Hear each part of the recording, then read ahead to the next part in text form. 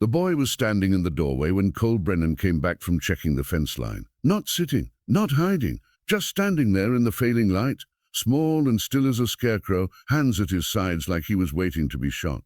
Cole reined his horse to a stop 20 feet out. The animal sensed it first, the wrongness of the moment, and stamped, nostrils flaring. Cole's hand drifted toward the rifle strapped to his saddle, then stopped. The boy couldn't have been more than 10, maybe 11. His clothes were torn at the shoulder, dust-caked, and his face was pale beneath a shock of dark hair that hung over his eyes. "You lost." Cole's voice came out rougher than he intended. The boy didn't answer. He just stared, unblinking, like he was trying to memorize Cole's face. Like he was deciding something. Cole dismounted slowly, boots crunching on the dry earth. The ranch stretched out behind him, 50 acres of stubborn land that fought him every season, a barn that leaned left in the wind, a house that creaked at night, like it was telling secrets. He'd built it all himself after the war, after everything else had burned.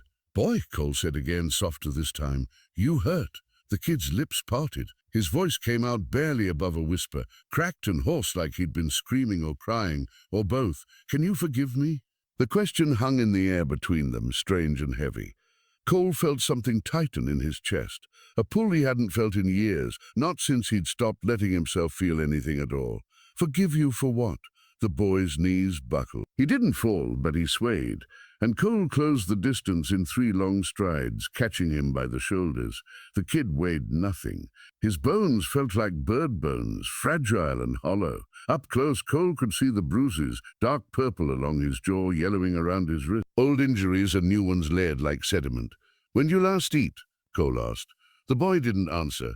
His eyes rolled back, and Cole caught him before he hit the ground. Inside, Cole laid him on the cot by the stove and built up the fire. The boy's breathing was shallow but steady. Cole heated water, found a clean cloth, and wiped the dirt from the kid's face with a gentleness that surprised him. He hadn't touched another person in months, maybe longer. The boy stirred once, murmuring something Cole couldn't make out, then fell silent again. Cole sat back in his chair and studied him.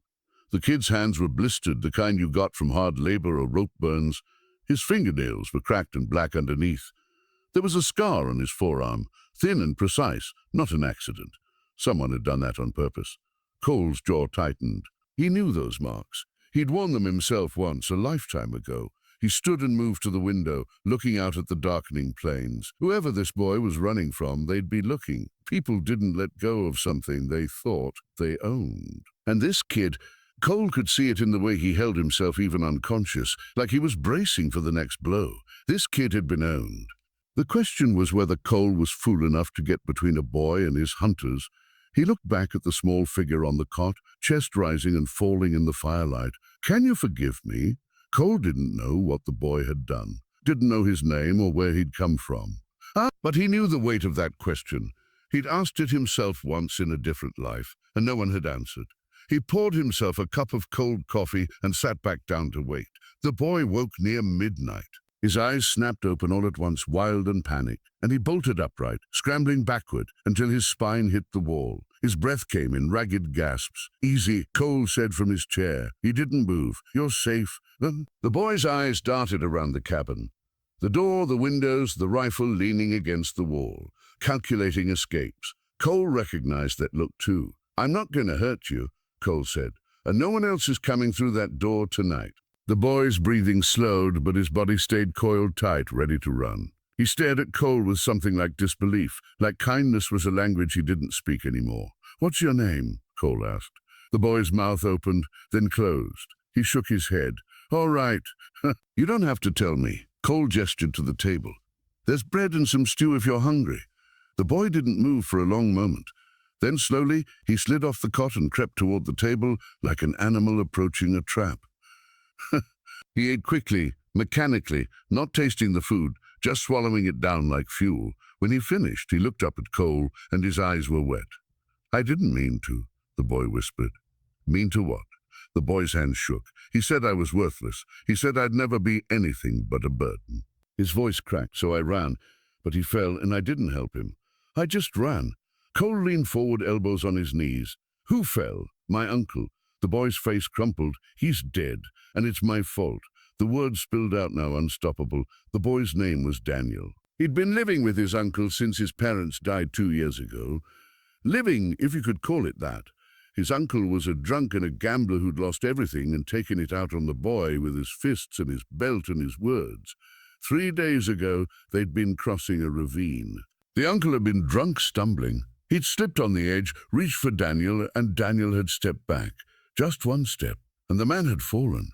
Daniel had run. He'd run until his legs gave out, and then he'd kept running in his mind, over and over, watching his uncle fall, hearing the sound of his body hitting the rocks below. "Can you forgive me?" Daniel asked again, and this time his voice broke completely. Cole was quiet for a long time. Outside, the wind picked up, rattling the windows. He thought about all the men he'd killed in the war. He thought about the ones who deserved it, and the ones who hadn't. He thought about the weight of a life and the weight of a death, and how sometimes they were the same thing. "You didn't kill him?" Cole said finally. "You survived him. There's a difference." Daniel looked up, tears streaming down his face. "But I didn't help him." "Also, no," Cole said. "You didn't, and maybe that makes you human. Maybe that makes you smart. But it doesn't make you a murderer." The boy stared at him, disbelieving, desperate to be convinced. Cole stood and moved to the window. The night was black and endless. "You can stay here tonight.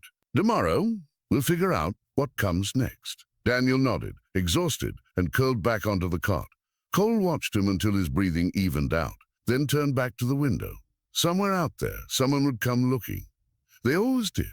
Morning came cold and pale. Cole woke before dawn, as he always did, to find Daniel already awake, sitting on the edge of the cot, staring at the floor. The boy looked up when Cole moved, eyes wide and wary, like he expected to be told to leave. Cole said nothing, just built up the fire, made coffee, and fried eggs in the skillet. He set a plate in front of Daniel without a word. The boy ate slowly this time, watching Cole like he was trying to solve a puzzle. "You got people?" Cole asked finally. Daniel shook his head. "Just my uncle. And he stopped.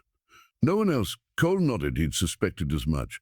"You know where he fell? Canyon Ridge, 2 days ride west. Anyone know you were with him?" Daniel hesitated. "The men he owed money to, they came by sometimes. They knew about me." Cole's jaw tightened. "Debt collectors," which meant they'd come looking for the uncle, and when they found him dead, they'd come looking for the boy, either to collect whatever they thought he owed or to tie up loose ends. "They know your name?" "Yes." Cole stood and moved to the window. The sky was turning gold at the edges. He could send the boy into town, let someone else deal with it. The church maybe, or the marshal. But the marshal was a hard man who didn't ask questions when money was involved. And the church was full of people who believed in redemption but practiced judgment. He looked back at Daniel. The boy was watching him with that same desperate hope, the kind that could shatter like glass. "You can stay," Cole said. Daniel blinked. "What?" "For now, until we figure out what to do." Cole poured himself another cup of coffee. "But you pull your weight, I'm not running a charity." Daniel's face transformed. Relief flooded through him so completely that he looked 5 years younger. "I can work. I'm strong. I can easy." Cole held up a hand. "We'll start small. Feed the horses. Mend the fence line. You can handle that?" "Yes, sir." Cole almost smiled. "Don't call me sir. Cole's fine." The days that followed fell into a rhythm. Daniel worked harder than any 10-year-old should have to, desperate to prove his worth.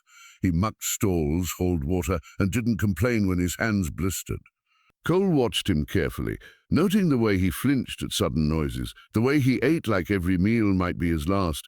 At night they sat by the fire. Cole didn't ask questions, and Daniel didn't offer stories. But slowly in the silence, something settled between them. Not trust, not yet, but the beginning of it. On the 4th day, Martha Calloway rode up from the neighboring ranch. She was a widow in her 50s, tough as leather and twice as weathered. She'd been Cole's closest neighbor for 3 years, and the closest thing he had to a friend. She dismounted and eyed Daniel, who was hauling firewood to the porch. "Who's the boy?" "Helping out for a bit," Cole said. Martha crossed her arms. "He got a name?" "Daniel. He got people?" "Not anymore." Martha studied Cole for a long moment. "You know what you're doing?" "No," Cole said honestly. She snorted. "Well, at least you're not lying about it." She glanced back at Daniel. "Word in town is there's a man missing, gambler named Wyatt, owed money to some bad people. They're saying his nephew ran off with him." Cole's stomach tightened. They say anything else? They're saying the nephew might know where Wyatt hid his winnings before he disappeared. Martha's eyes were sharp, and they're offering a reward for information. Cole looked over at Daniel, who was stacking wood carefully, trying not to look like he was listening. He didn't take anything, Cole said quietly. You sure about that? I'm sure he's just a kid, Martha sighed.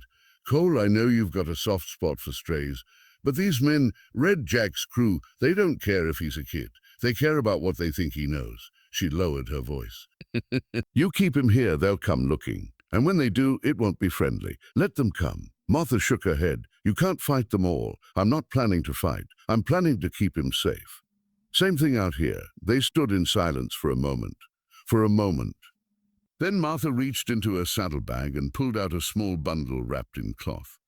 Brought some cornbread and some medicine for those blisters I saw on his hands. She handed it to Cole. You're a damn fool, Brennan. Probably. She mounted her horse and looked down at him. They'll be here within the week, maybe less.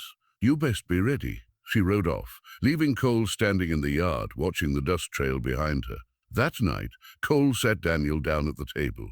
The boy looked nervous, picking at the wood grain with his thumbnail. I need to ask you something, Cole said, and I need the truth. Daniel nodded. He talked about it sometimes when he was drunk, said he had a stash, said one day we'd be rich, but he never showed me. I swear, Cole believed him. All right, are they coming? Daniel whispered. Cole didn't lie. Yes. The boy's hands clenched into fists. I'll leave. I'll go tonight. I won't let them hurt you because of me. You're not leaving. But I said you're not leaving. Cole's voice was firm but not harsh. I made a choice when I let you stay. I don't go back on my word. Daniel stared at him, eyes glistening. Why? Because someone should have done it for me once. Cole stood and moved to the rifle above the mantel. He lifted it down and checked the ammunition. But you need to do exactly what I say when they come. Understand? Daniel nodded. Good. Cole set the rifle on the table between them. Now get some sleep. We've got work to do tomorrow. But neither of them slept much that night. They both lay awake, listening to the wind and the creak of the house, waiting for the sound of hoofbeats in the dark. They came on the sixth day. Cole saw the dust first, a thin line rising in the west, moving slow and deliberate.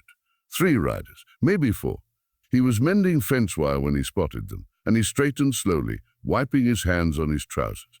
Daniel was by the well, drawing water. The boy saw Cole's face and went still. Inside, Cole said quietly, loft.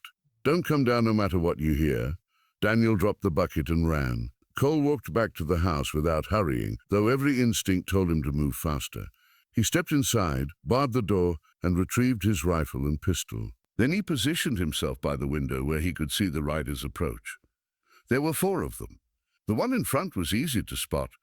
Red Jack Sullivan, a man with a reputation for collecting debts in blood when coin wasn't available. He wore a long coat despite the heat, and his red beard was shot through with grey. The 3 men behind him looked like what they were, hired muscle, the kind who asked no questions and left no witnesses. They stopped 30 yards from the house. Red Jack dismounted with the casual confidence of a man who'd done this 100 times before. Cole Brennan, he called out. His voice was surprisingly pleasant, almost friendly. Heard you got yourself a visitor. Thought I'd come by and meet him. Cole opened the door halfway and stepped into the frame, rifle held loosely in one hand. Private property, Jack. State your business or move on. Red Jack smiled. Business is simple. I'm looking for a boy, about 10 years old, dark hair, answers to Daniel Wyatt. He spread his hand. His uncle owed me a considerable sum before his unfortunate accident. I'm hoping the boy might help settle accounts. No one here by that name, Cole said. No, Cole. Jack's smile widened. I heard different. Heard you took in a stray a few days back. Awful coincidental timing, don't you think? I don't know what you heard, but you heard wrong. Jack sighed, like he was disappointed but not surprised. He glanced at his men, then back at Cole. You mind if I take a look around? Just to ease my mind? I mind. That's unfortunate. Jack's smile faded. See, I rode all the way out here on good faith. The least you could do is cooperate. The least I could do, Cole said, is ask you to leave before this gets ugly. One of Jack's men shifted in his saddle, hand drifting toward his gun. Cole didn't move, but his eyes tracked the motion. "You really want to die for some kid you don't even know?" Jack asked. "I know him well enough." Jack studied him for a long moment, then shook his head. "You always were a stubborn son of a bitch, Brennan, even in the war." He turned and spat in the dirt. "All right, we'll do this the hard way." He remounted his horse and gestured to his men. They spread out, flanking the house on both sides. Cole's grip tightened on the rifle. "You've got until sundown tomorrow," Jack called out. "You send the boy out, we leave peaceful. You don't, we come back with more men and burn you out. Your choice." They rode off slowly, deliberately, kicking up dust as they went. Cole watched until they disappeared over the ridge, then lowered his rifle and exhaled. His hands were shaking, not from fear, but from the adrenaline dump. He hadn't been in a standoff since the war, and his body remembered it like a scar that never healed. Daniel.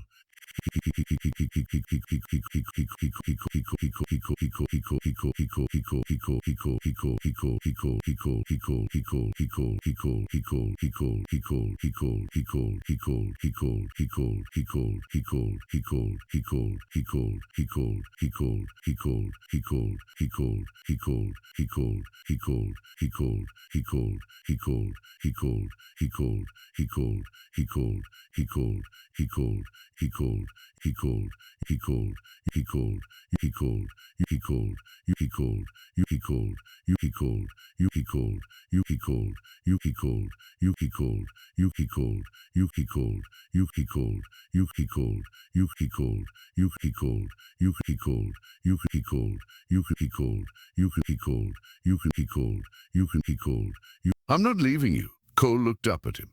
The boy's jaw was set, his eyes hard. He looked older than he had a week ago. Too old. "If they get past me," Cole said slowly, "they'll take you. Or worse. I need you to promise me you'll run." "Where?" "Martha Calloway's place. 2 miles east through the hills. You remember how to get there?" Daniel nodded reluctantly. "Good." Cole folded the map. "She'll keep you safe. She'll get you somewhere Red Jack can't reach." "What about you?" Cole didn't answer. He didn't have an answer. They came at dawn. Cole heard them before he saw them. The sound of horses moving through the valley, slow and steady. He woke Daniel and sent him to the cellar with instructions not to come out until it was over. The boy hesitated, then hugged Cole quickly, fiercely, before disappearing down the ladder. Cole took his position by the front window and watched them come. There were 8 this time. Red Jack had kept his word about bringing more men. They rode in a loose line, rifles drawn, and stopped just outside rifle range. Jack dismounted and walked forward alone, hands raised to show he was unarmed. "Last chance, Brennan," he shouted. "Send out the boy, and we ride away." Cole opened the door and stepped out onto the porch. He held his rifle across his chest. "You're trespassing, Jack, and you're trying my patience." Jack stopped 20 feet away. "You know how this ends. You can't win. Even if you drop me, my men will cut you down and burn this place to the ground." He shook his head. "All for a boy who ain't even yours." "He's mine now," Cole said. Jack laughed bitterly. "You gone soft, Brennan. You gone soft, Brennan. You used to be smart. Smart enough to know when a fight's worth having. This ain't a fight. It's a slaughter." Jack's voice hardened. "Step aside, or we'll go through you." Cole raised his rifle and aimed it at Jack's chest. "Try." For a moment, everything was silent. The wind had stopped. Even the birds had gone quiet. The world held its breath. Then Jack smiled. "All right, boys," he called over his shoulder. "Light it up." One of the men pulled a torch from his saddle and hurled it toward the barn. The torch tumbled through the air in slow motion, trailing smoke like a dying comet. Like a dying comet. It hit the barn roof and rolled, catching on the dry wood shingles. Flames licked upward, tentative at first, then hungry. Cole's chest tightened. That barn held everything. Tools, feed, the winter stores he'd spent months building. Without it, the ranch was dead. But if he ran to save it, they'd storm the house. And Daniel was in the cellar. Red Jack watched him, smiling. "Clock's ticking, Brennan." Cole didn't move. He kept the rifle trained on Jack, even as the smoke began to thicken behind him. "You're going to let it burn?" Jack asked, genuinely curious. "For a kid?" "Yeah," Cole said. "I am." Jack's smile faded. For the first time, something like respect crossed his face. "You're crazier than I thought." "Maybe." They stood there locked in place while the barn burned. Cole could feel the heat now crawling across his back. He could hear the crackle of the flames, the groan of the wood beams beginning to give way. But he didn't turn, didn't blink.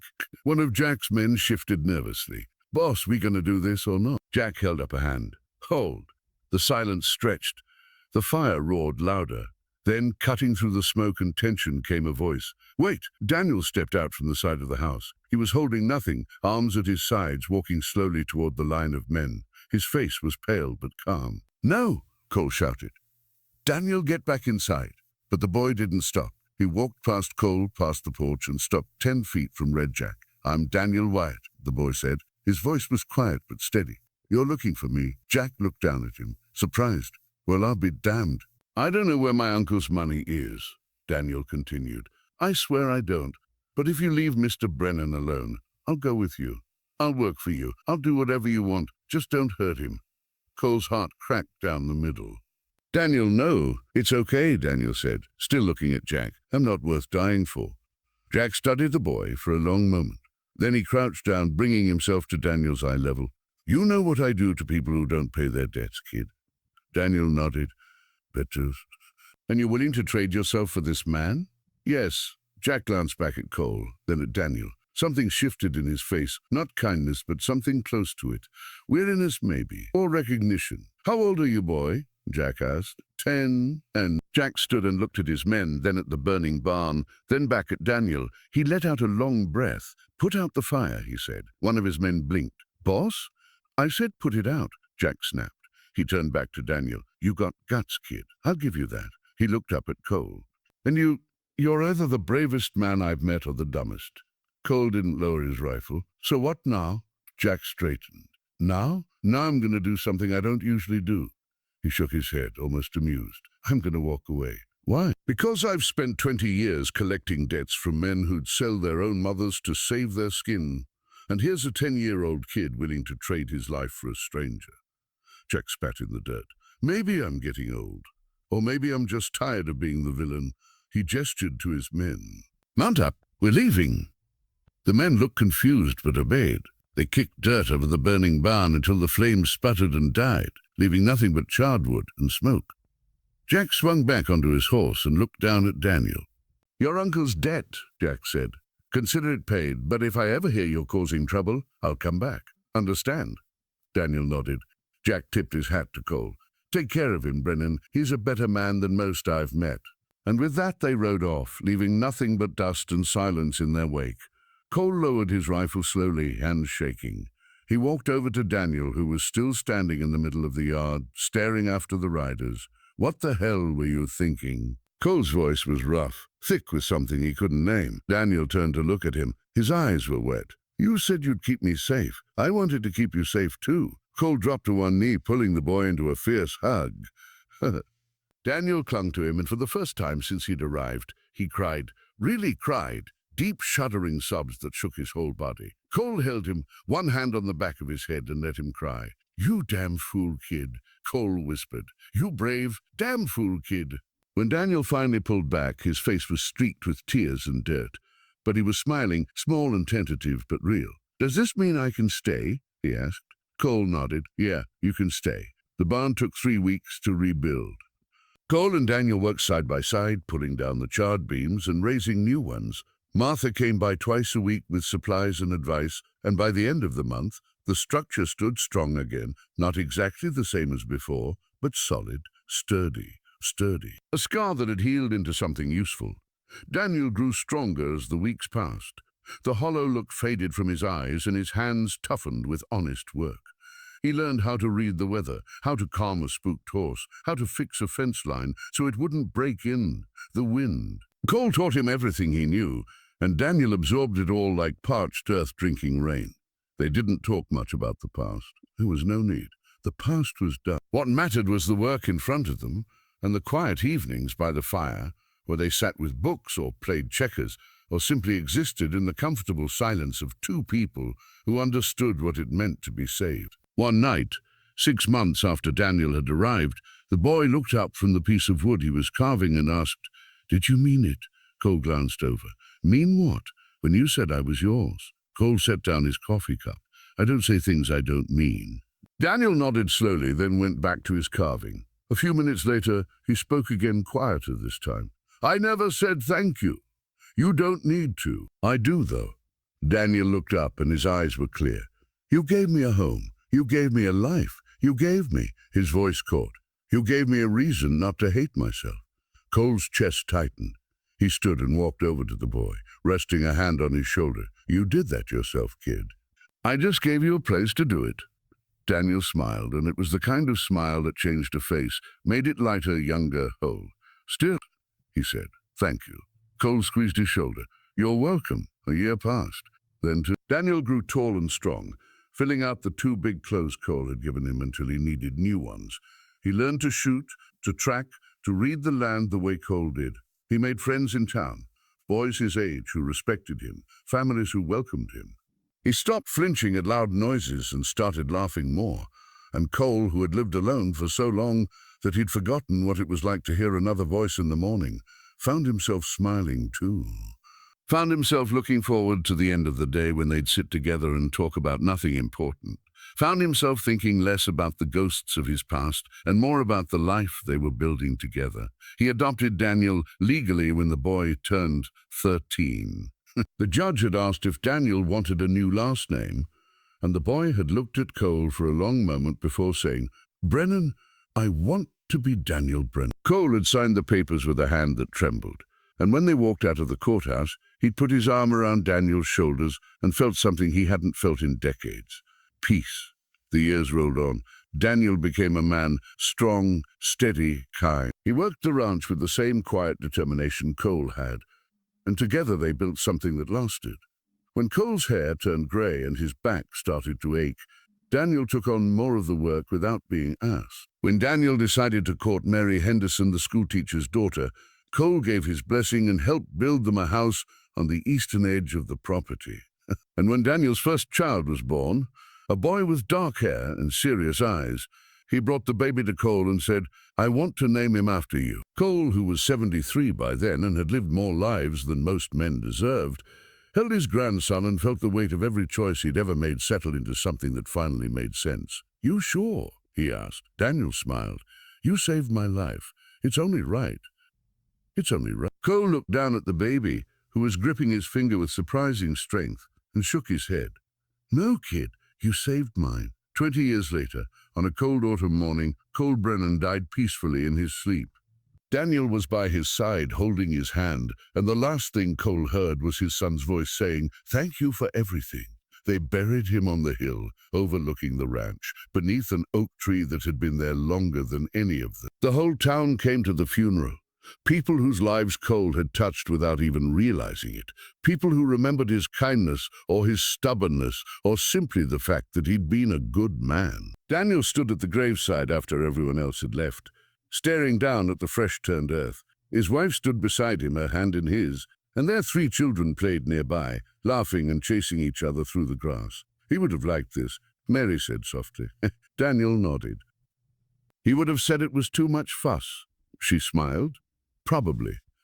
Daniel looked out at the ranch, the house, the barn, the endless stretch of land that rolled toward the horizon. Everything he was, everything he had, started the day he'd stood in a stranger's doorway and asked a question he didn't think anyone would answer. "Can you forgive me?" And Cole Brennan had bent down, looked him in the eye, and said yes in the only way that mattered. By giving him a home, a name, and a future. Daniel took a deep breath and let it out slowly. Then he reached into his pocket and pulled out something small and worn, a piece of wood he'd carved 25 years ago, shaped like a horse. Cole had kept it on the mantel all these years, and now it was Daniel's to keep. He knelt and placed it on the grave, pressing it into the soft earth. "Rest easy, Pa," he whispered. "I'll take care of everything. I promise." He stood, took his wife's hand, and called to his children. Together, they walked back down the hill toward the house, where smoke curled from the chimney and the light was warm in the windows. Behind them, the wind moved through the oak tree, rustling the leaves like a whisper. And on the grave, the carved wooden horse stood watch, small and still, a testament to the moment a boy became a son and a man became a father. A reminder that forgiveness isn't something you ask for. It's something you live into, One choice at a time. The ranch at sunset, smoke rising from the chimney, children's laughter carrying on the wind, and the oak trees standing sentinel on the hill, roots deep, branches wide, holding the story of two lives that saved each other.